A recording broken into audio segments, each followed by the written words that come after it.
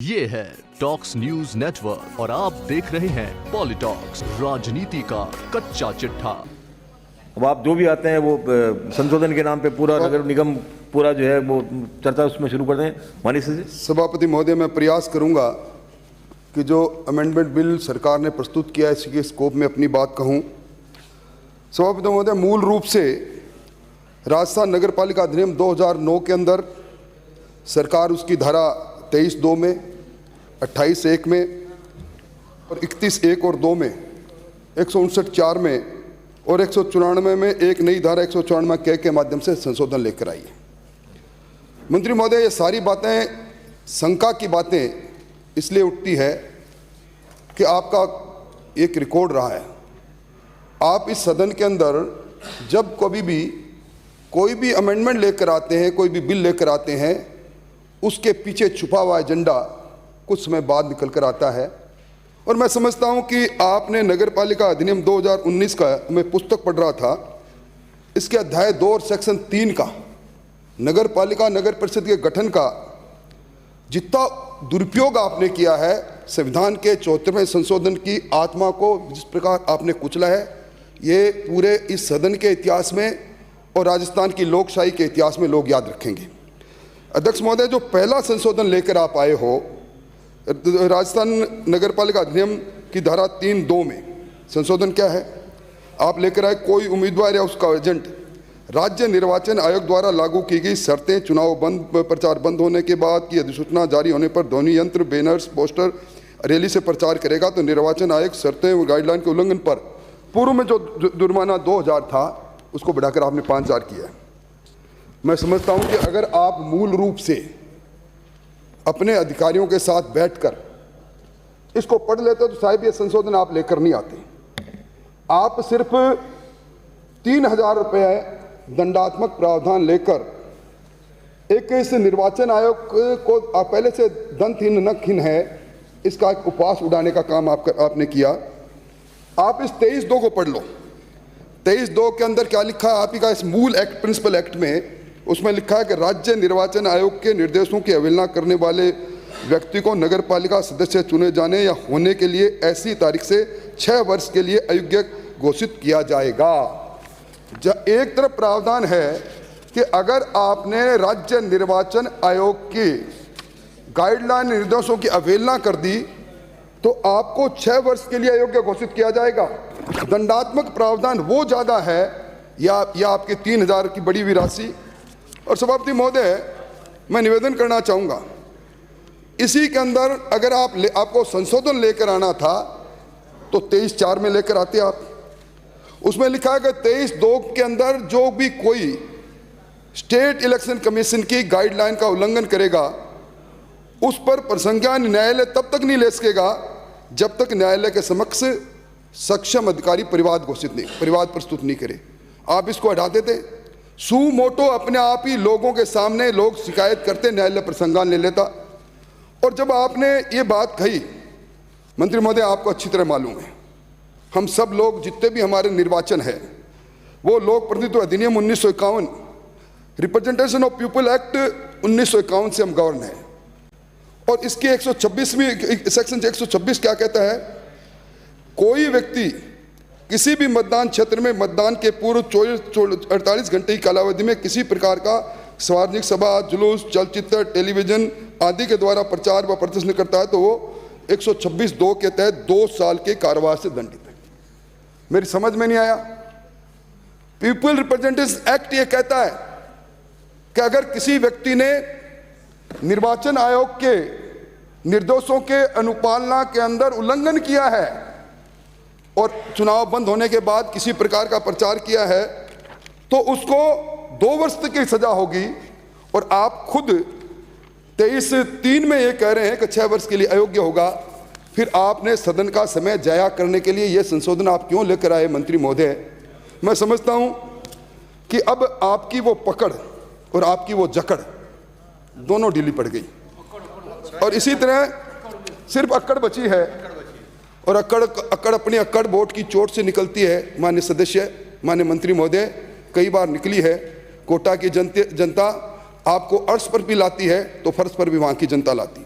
वो जो दूसरा आप जो संशोधन लेकर आए 28(1) को जो डिफाइन किया आपने, रीडिफाइन किया है 28(2) में, आप इसके मूल जो एक्ट है, मैं इसको पढ़ रहा था, इसमें जो 1994 की धारा 28 है सभापति महोदय, उसमें जो उल्लेख किया गया है लोक प्रतिनिधित्व अधिनियम 1951 की धारा 125, 126, 127, 127A, 128, 129, 130, 131, 132, 132A, 133, 134A, 134B, 135, 135A, 135B और 135C, ये चुनाव से संबंधित मामला सारी धाराएं हैं। इसको एज इट इज हमारे इस नगर पालिका अधिनियम 2009 ने स्वीकार किया है, एज इट इज आपने इसको रिप्रोड्यूस कर दिया।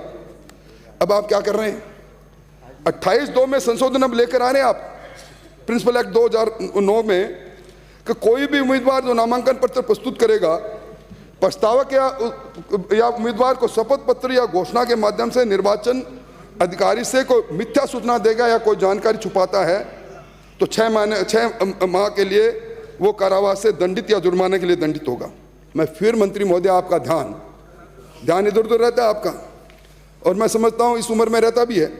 मैं रिप्रेजेंटेशन ऑफ पीपल एक्ट 1951 की धारा 125A, आप पढ़ लो, आप उसको, पहले से प्रावधान है 125 से मैं पढ़ना चाहता हूं, अगर कोई भी उम्मीदवार या उसका प्रस्ताव किसी प्रकार का मिथ्या शपथ पत्र देता है 6 महीने के लिए दंड या जुर्माने का दंड से दंडित होगा। मतलब फिर आप ये संशोधन लाए तो लाए क्यों? अगर आपको संशोधन लाना था तो मूल एक्ट के अंदर जहां आपने रिप्रोड्यूस की है पीपल रिप्रेजेंटेशन एक्ट की वेरियस धाराओं को, उसके अंदर एक धारा ये और शामिल कर देते 125 से। मेरी समझ में नहीं आया, ये नोट विद स्टैंडिंग करके आप क्या करना चाहते हो मंत्री महोदय? मैं समझता हूं आप जब कभी उत्तर दोगे तो उत्तर तो वही दोगे, मुझे कुछ ना कुछ बताओगे, और आपकी डिग्रियां मैं सारी इकट्ठी करता जा रहा हूं, आंकड़ों के आधार पर फर्जी, वो अर्थशास्त्री, ये सारी डिग्रियां लेकर मैं समय रहेगा तो आपके निर्वाचन क्षेत्र में आकर कहूंगा लोगों को कि आपके जिम्मेवार मंत्री महोदय एक सीधे साधे 6 फुट 2 इंच के इंसान को जो जनता की सेवा के लिए संकल्पित है उसको इस प्रकार की डिग्री देते हैं। तो सभापति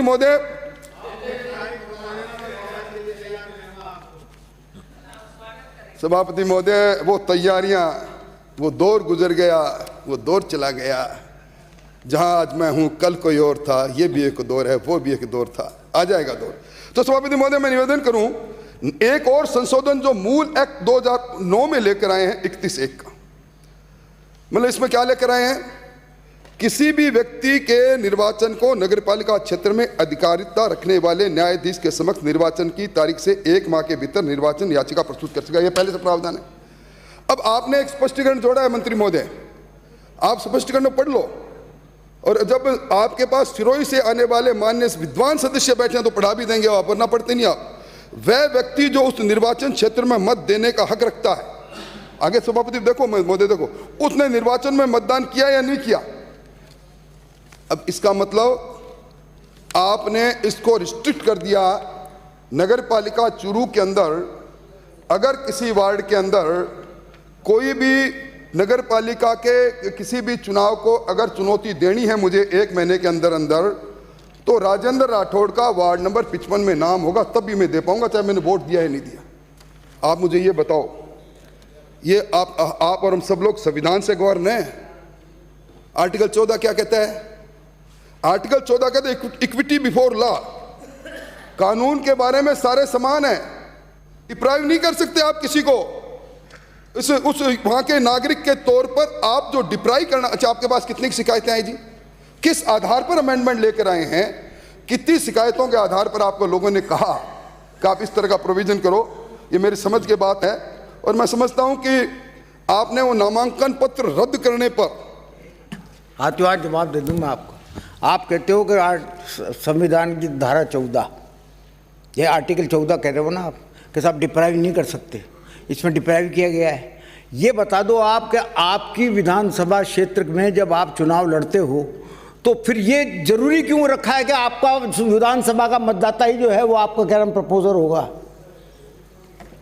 सभापति महोदय, विधानसभा का मामला एक है, नगर पालिका के अंदर आप श्रीमान जानते हैं सभापति महोदय, मैं आपकी लोकप्रियता जानता हूं। आप अपने खुद के उस वार्ड के अंदर जितने लोकप्रिय नहीं हो, जितने आप वार्ड नंबर 35, 36, 37 में हो, क्योंकि वहाँ उस तरह के लोग रहते हैं जो आपको पूछते हैं। अगर वहाँ कोई चुनाव गलत हो गया तो राजेंद्र पारिक जी वहाँ नहीं कर पाएंगे। मतलब मेरे समझ में नहीं आया कि आप ये क्यों लेकर आए हो। और फिर आपने लिखा कि अगर कोई नामांकन पत्र अनुचित रूप से अस्वीकृत हो गया तो उसकी चुनौती देने की बात तो है, पर 31/1 के अंदर आपने लिख दिया 1 महीने की राइडर लगा दिया। मतलब आज अगर मैं नॉमिनेशन प्रस्तुत करता हूं और मेरा नॉमिनेशन खारिज कर दिया, मेरे तो 31/1 के अंदर 1 महीने का राइडर है, 1 महीने के अंदर करूंगा, तत्काल क्यों नहीं करूंगा मैं? मेरी समझ में नहीं आया।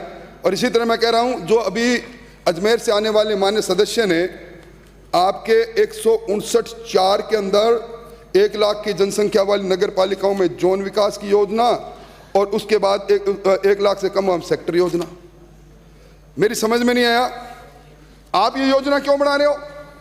मास्टर प्लान पहले आपने अप्रूव कर दिया, मास्टर प्लान पर ठप्पा आपने लगा दिया। इसके पीछे हिडन एजेंडा क्या है?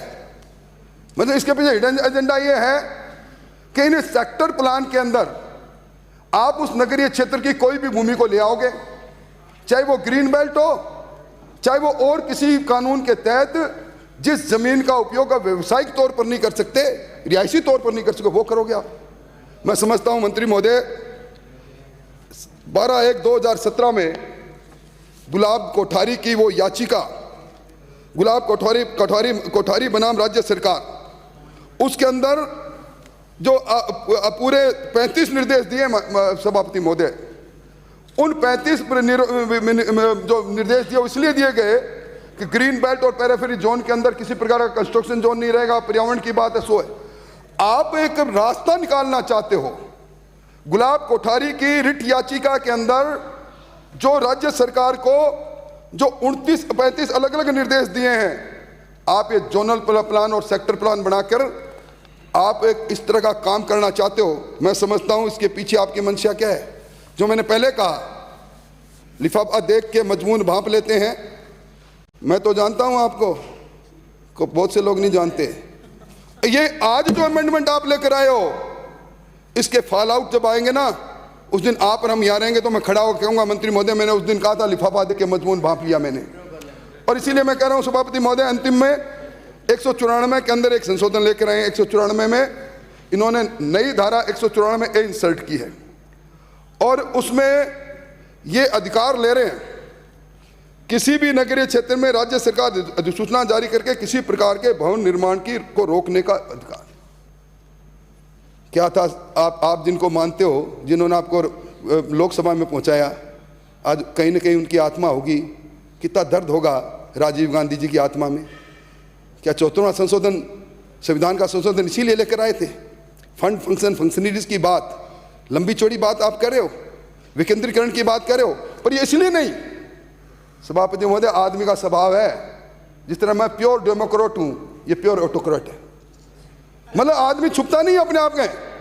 आप ये क्यों असीमित अधिकार लेना चाहते हो? आपकी निगाह क्या है? यहां से ये कह देंगे सभापति महोदय कि कहीं भी कह देंगे कि इस जोन के अंदर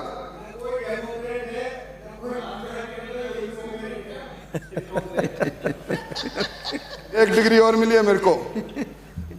सभापति महोदय, ये डिग्रियां अब तो सिंबॉलिक दोनों तरफ से बाएं फैला दो, वहीं से जहां बैठे हो। ये मेरे आर पार जा रही है सभापति महोदय। आपने देखा होगा, हिपोक्रेट कहते हैं मेरे चेहरे के भाव बदल गए, मेरा चेहरा उदास हो गया। मंत्री महोदय, इसका जवाब भी लूंगा, पर मुझे बताओ सही सभापति महोदय, अगर आप देखोगे इस मूल एक्ट के अंदर 194(7) के अंदर नगर पालिका को यह अधिकार दे रखा है, अगर कोई अनधिकृत रूप से निर्माण हुआ है, अगर कोई बायलॉज को वायलेट करते हुए किसी प्रकार का अतिक्रमण है, तो नगर पालिका का मुख्य नगर पालिका अधिकारी या उससे द्वारा अधिकृत कोई भी अधिकारी नोटिस देकर उसको हटा सकता है और 20,000 तक जुर्माना कर सकता है। मेरी समझ में नहीं आया कि आप इसको पहले से जुर्माने का प्रावधान उसको वापस रीराइट क्यों कर रहे हैं और आप ये अधिकार क्यों ले रहे हैं? इसके पीछे आपकी मंशा क्या है, आपका हेतु क्या है? इसलिए सभापति महोदय, मैं कोई लंबी बात नहीं कहूँगा, पर मैं मंत्री महोदय आपको एक मित्र के रूप में एडवाइस दूंगा, थोड़ा सा अध्ययन करने की प्रवृत्ति जो आपसे दूर हो गई है। और ये अधिकारी जो कहते हैं ना आपकी चाल क्या चाल है, साहब देवानंद चलते हैं जिस तरह, इसमें मत आओ, इसमें कुछ नहीं पड़ा। फिर कानून को पढ़ के आज तो इसको आप सेलेक्ट कमेटी में सौंप दो या जनमत जानने के लिए जारी कर दो, और दोबारा बैठेंगे तो आपके साथ बैठ के अपने करेंगे, इसको पारित कर देंगे। मुझे यही कहना है। ये है टॉक्स न्यूज नेटवर्क और आप देख रहे हैं पॉलिटॉक्स, राजनीति का कच्चा चिट्ठा।